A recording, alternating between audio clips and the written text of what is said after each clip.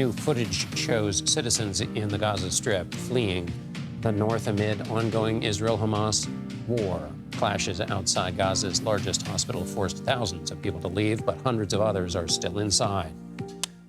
For more on this, let's bring in Jon Alterman. He's the Senior Vice President and Middle East Program Director at the Center for Strategic and International Studies. This Sunday on Face the Nation, National Security Advisor Jake Sullivan seemed to get a little more specific in his warnings for Israel. Here's what Sullivan had to say.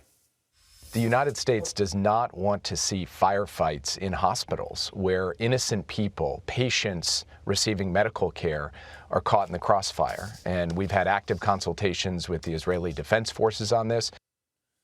So, John, first of all, that feels like that's what's about to happen, which is to say firefights in a hospital, given the fluidity of the moment. But also, do you see any challenge in the U.S. kind of dictating on a micro level that way what their view is on Israeli operations?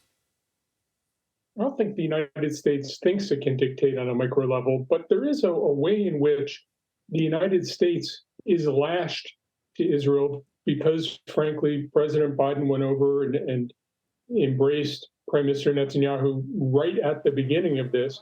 The idea was that he did it in order to establish his credibility with the Israelis, to get influence with the Israelis.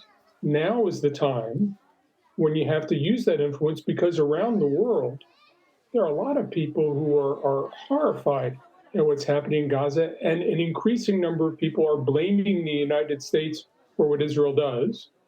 I think Israel has to justify it, but from a U.S. perspective, the U.S. has to demonstrate that it has influence over Israel and it has influence over other parties in this conflict. And is there an obvious symbol of that influence? Is it a ceasefire some number of days? Is it something that shows the U.S. has the leverage that lashing you talked about, that the U.S. hoped that lashing gave them? You know, one of the challenges for the United States is there's no way to prove what would have happened if President Biden didn't go over. There's no way to prove what would have happened if there weren't these kinds of warnings. There's no evidence of both what the U.S. is telling the Israelis in private and what they're doing as a consequence. And there's a basic imbalance here that Israelis deeply believe that their country is in a battle for its very survival. Gazans believe they are in a battle for survival. The Palestinian Authority believes it's in a battle for survival. And the United States, as the most powerful country in the world, in some ways is coming up against the fact that all the parties feel this is for everything. And that ends up, I think, making the U.S. job of executing influence much harder to implement.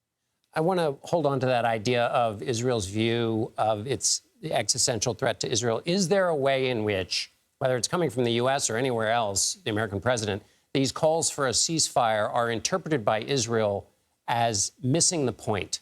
In other words, anyone who's calling for a ceasefire doesn't understand things the way Israel does and therefore essentially shouldn't be listened to. In my experience, there is one way that Israeli wars end in the last 50 years, and that is the United States says enough. Other countries start, and we get to a point, and sometimes it's after a few days, sometimes it's after a few weeks, and the United States says enough.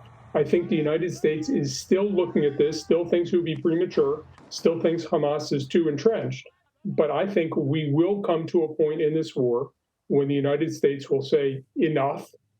And when the United States decides to put its weight behind enough, this war is going to end. And finally, John, before I leave you, there have been 3 strikes in Syria in less than 3 weeks.